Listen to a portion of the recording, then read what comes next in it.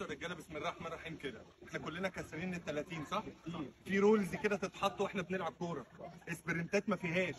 ما في اي واحد هيلم ويفتح اسبرنت كارت احمر وبالكلام ليك انت. ها شغل الوطويط ده بتاع زمان ده، وتقول لي انا الارجنتين 98 ده مش بتاعنا خالص. كلنا قالعين النضارات، يعني الرؤيه 30%.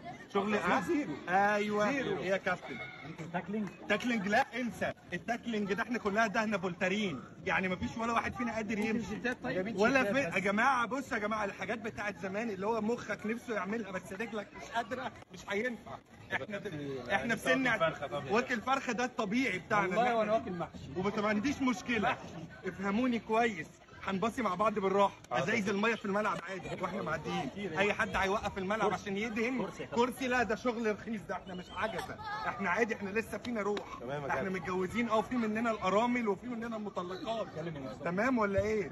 رجاله والنبي نركز. يلا توكل.